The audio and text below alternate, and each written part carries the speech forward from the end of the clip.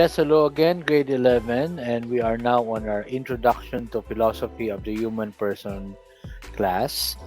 And we are dealing with our topic, the universe in your hands. But before anything, let me just share to you a video on a thinker who later will be mentioned, and his name is Saint Thomas Aquinas to some Catholics, but to those who are not religious, he's just basically called Thomas Aquinas. He's known for mixing up theology as well as philosophy because he's both good in those areas. So before anything, please watch this video, listen to every detail that what is to be discussed. Okay, thank you, and just enjoy watching this video.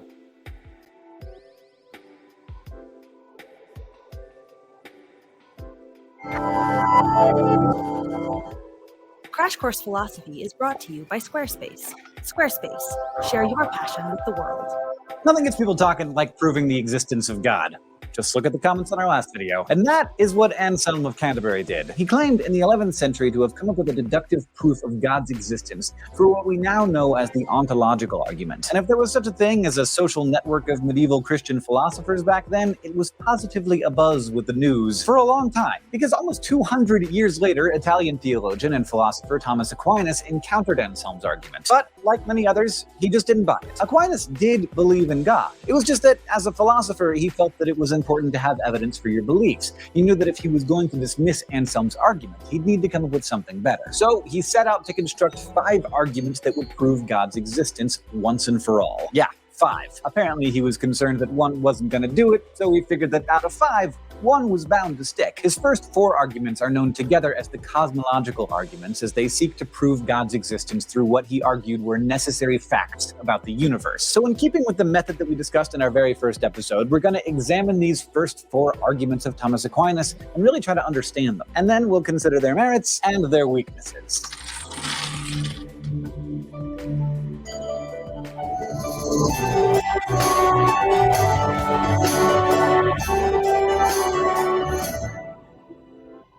Maybe the most striking thing about the cosmological arguments of Aquinas, at least to modern eyes, is that some of them are firmly based in the natural world. Even though he lived in a pretty unscientific time, Aquinas argued for the existence of God through his understanding of science and with the help of what he thought was physical evidence. For example, the first of his cosmological arguments is known as the argument from motion. In it, Aquinas observed that we currently live in a world in which things are moving, and he also observed that movement is caused by movers, things that cause motion. Aquinas was convinced that everything that's moving must have been set into motion by something else that was moving. By this logic, something must have started the motion in the first place. Otherwise, you'd be stuck in a philosophical quandary known as an infinite regress. You get an infinite regress when, in a chain of reasoning, the evidence for each point along the chain relies on the existence of something that came before it, which in turn relies on something even further back, and so on, with no starting point. Basically, Aquinas thought the very idea of infinite regress was absurd, logically impossible, because it implied that any given series of events began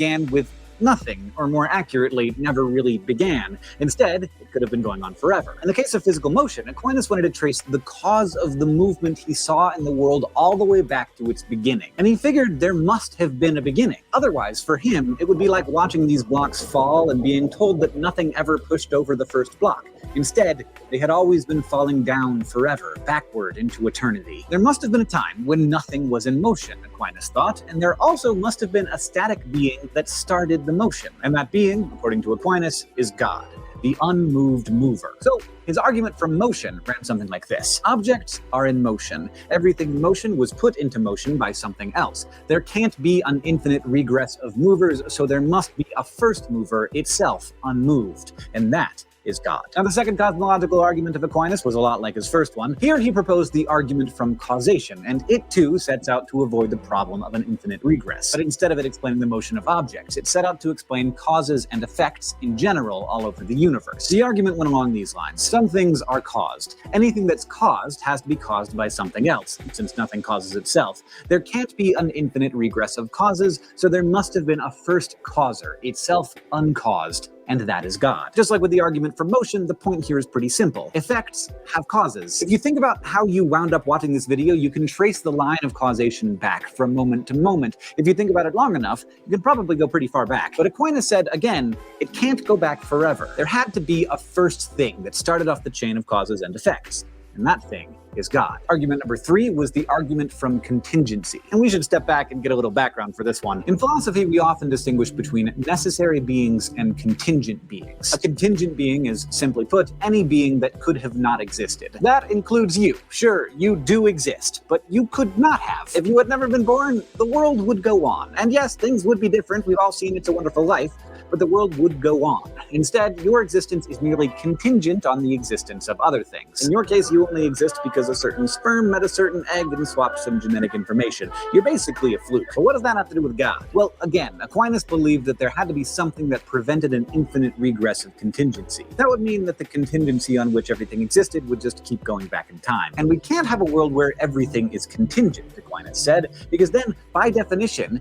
it all could easily have never existed. So he needed at least one necessary being, a being that has always existed, that always will exist, and that can't not exist in order to get everything going. And that necessary being is God. Aquinas spelled out the reasoning of his argument from contingency this way. There are contingent things. Contingent things can cause other contingent things, but there can't only be contingent things, because that would mean that there's an infinite regress of contingency and a possibility that nothing might have existed. An infinite regress is impossible, so there must be at least one necessary thing, and that is God. Let that marinate in your brain for a minute while unpacking the next argument. This one is built on the idea that we simply need a measuring stick in order to understand the value of things. Good, bad, big, small, hot, cold, none of these concepts can exist in isolation. If you go out for a walk and you see an animal, it's like this big. That animal would be on the small side if it turned out to be a dog. But if it were a rat, that would be huge. How do we know? Because we gauge the size of things in terms of other things. The same idea applies to more abstract concepts, like your grades. How do we know that an A is good? Because it's at the top. We know that there are grades lower than an A, but nothing higher. And Aquinas thought that all our value concepts would just be floating randomly in space if there weren't some anchor, something that defined the value of everything else by being perfect. And that, again, is God. This is how Aquinas developed number 4, known as argument from degrees. Properties come in degrees. In order for there to be degrees of perfection, there must be something perfect against which everything else is measured. God is the pinnacle of perfection. Okay, we've considered Aquinas' 4 cosmological arguments, but remember, that's only step 1.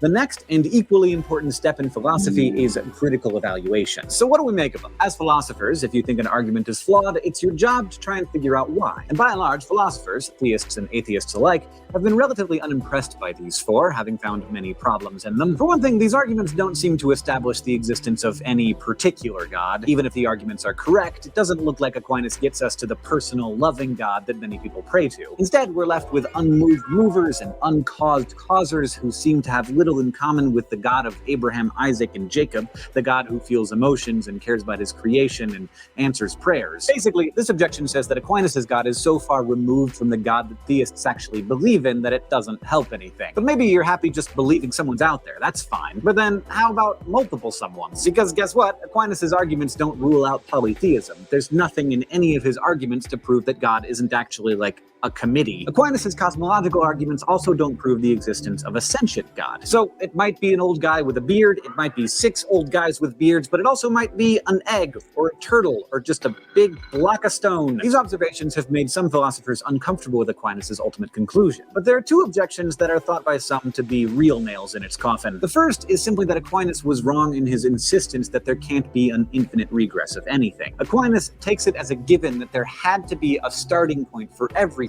whether it's the movement of objects or causes and effects or contingent beings being created. But it's unclear that this is true or why it has to be true. If infinite regress can be possible, then Aquinas' first 2 arguments fall apart. But perhaps the most significant charge made against Aquinas' arguments is that they're self-defeating. That is, they actually prove themselves wrong. For example, if Aquinas is right that everything must have been put into motion by something else, and everything must have a cause other than itself, then it seems that God should be subject to those same stipulations. And if God is somehow exempt from those rules, then why couldn't other things be exempt from them too? 2. If they can exist without God being responsible for them, then we don't need God to establish things in the first place. Alright, I feel like I've given you a lot to think about. So before we close, let's pause and remind ourselves about a couple of things. First, you can accept a conclusion but reject an argument. So you might agree with Aquinas that God exists, but think none of his arguments prove it. Second, if you disagree with an argument, you don't just get to say, yeah, you're wrong. You have to give a counter-argument. What did Aquinas get wrong, and how can you do better?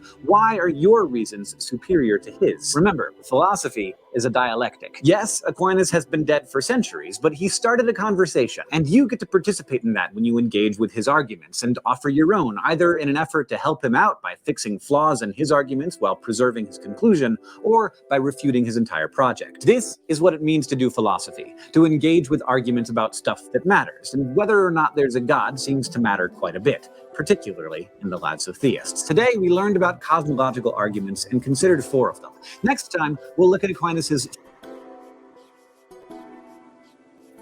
Okay, so that's for an introductory on the philosopher by the name of Thomas Aquinas. Remember that he is not only a man of philosophy, but also he is also a man of theology. That is why in Catholic institutions, he is so much well known.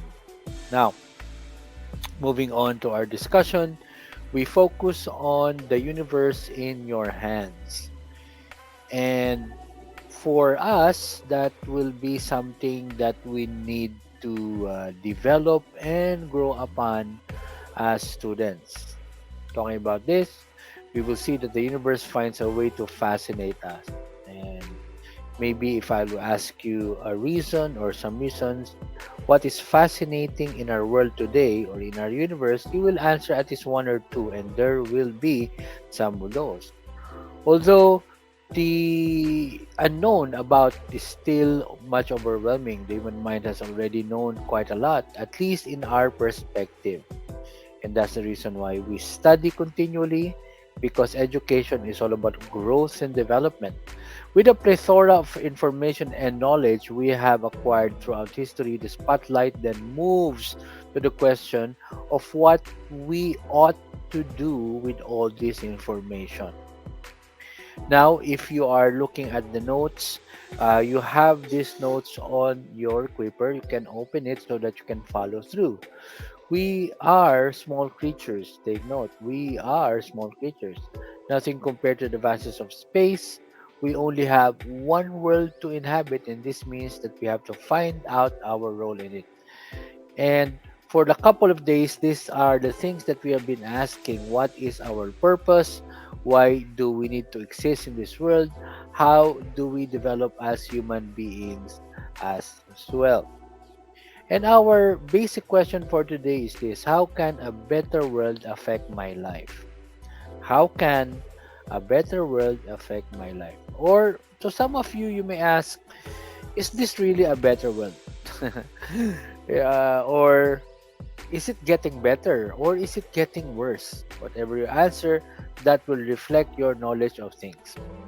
Every day we can find depressing news in the television about how the world is becoming less and less inhabitable.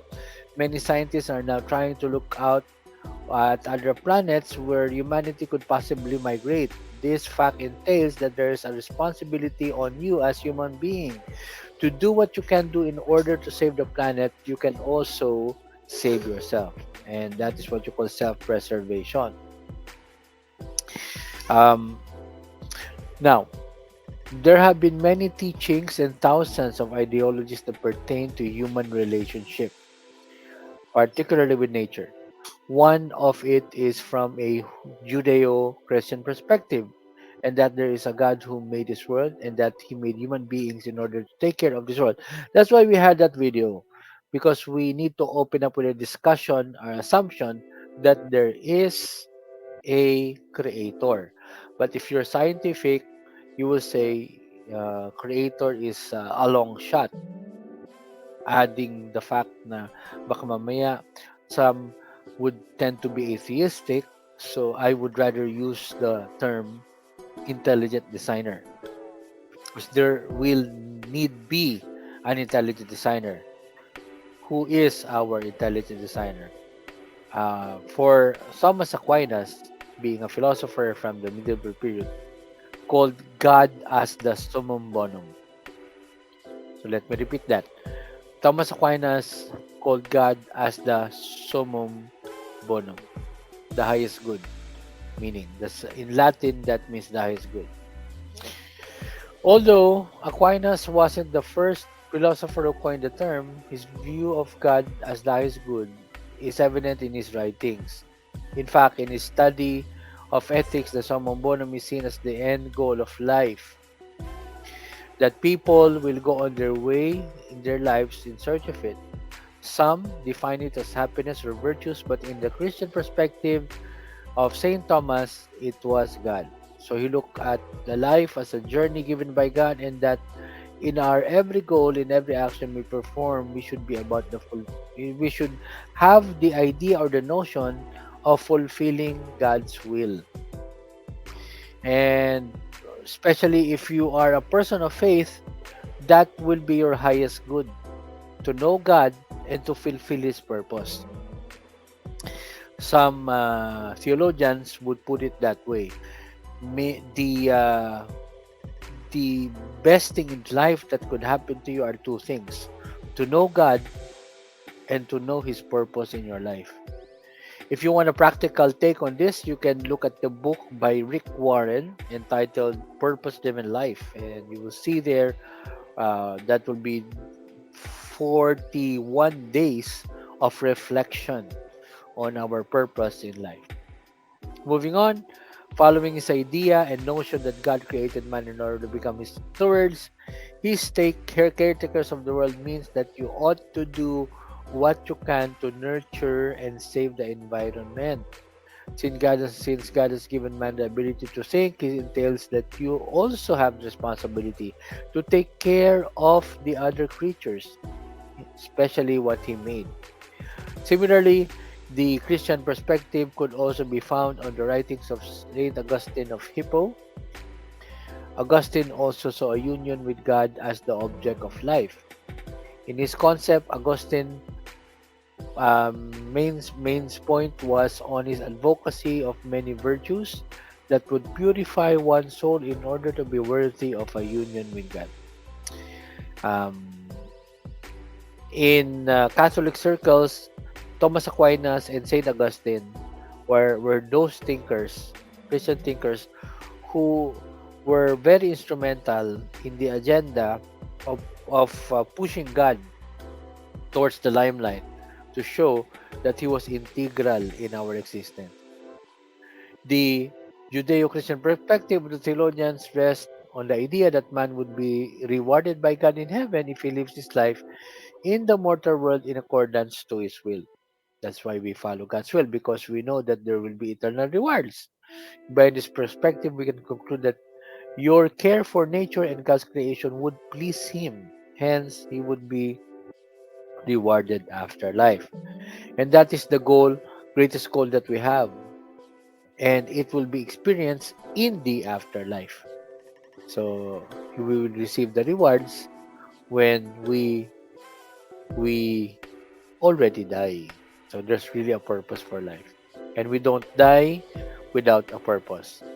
Now, from a secular standpoint, we could look at the ethical school of thought called utilitarianism. Generally speaking, utilitarianism states that an action is considered right and good if one get a use of utility out of it.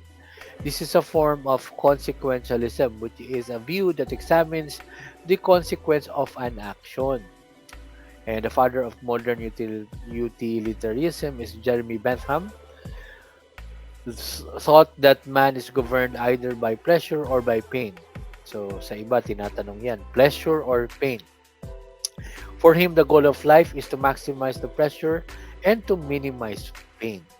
So if one is facing a certain moral dilemma, he should look at whether the consequence should bring pleasure or pain. If it's the former, he should not look. If it's the latter, he should not. Now, if we keep the utilitarian approach in terms of our relationship, on the world, you can ask yourself whether nurturing the environment is in favor with our interests or not. Does the caring for our nature maximize our pleasure or minimize our pain? That's the usual question. Again, let me repeat that.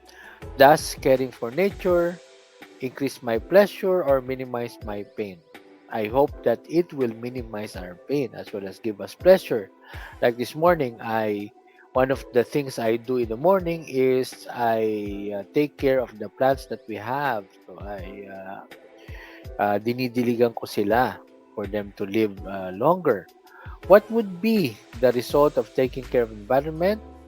How about the results of neglecting it? So there will be pain. Using the utilitarian perspective, we can form the conclusion that caring for the environment results to a good quality of life and that neglecting it also affects us in a negative way. And that is a very sad realization. Now, another philosopher uh, can take us to guide our behavior towards the world and are the ancient Chinese philosophical teachings of Confucius. In his work, The Analects, the wise teacher taught of one of the major ethical guidelines that is revered until today, the Golden Rule.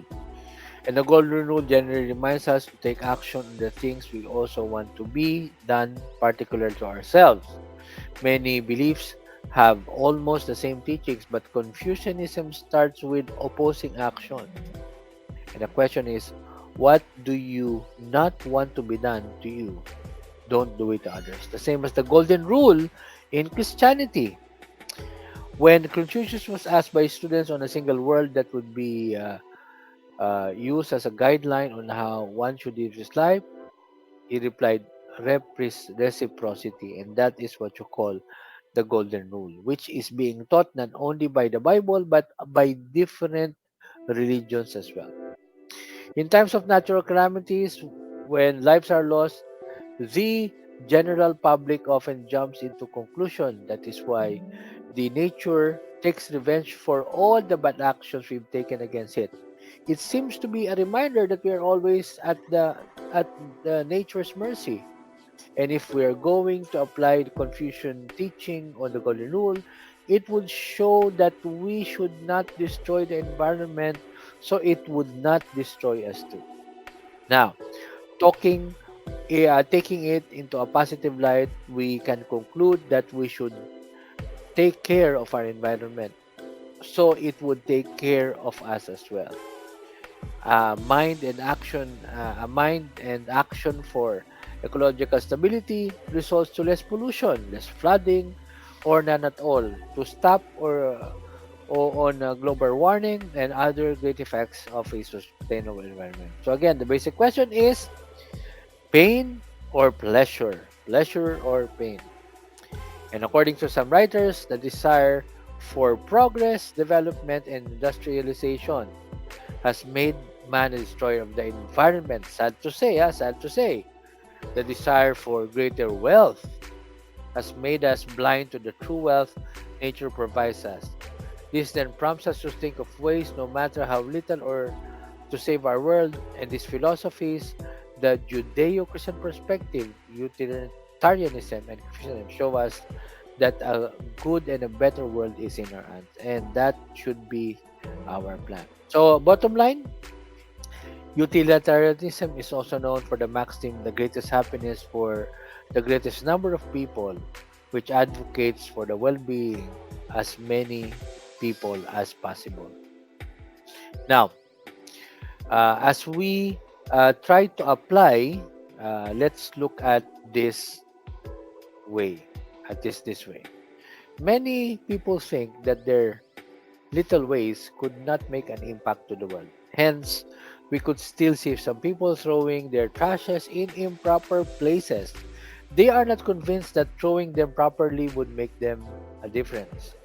Both approaches, the Christian, Judeo-Christian, and utilitarian, have taught us to care for the environment equates to caring for ourselves as well. That a concern for ecology brings good results to each of our lives and thus contributes a healthy way of life. Now, you are still a student.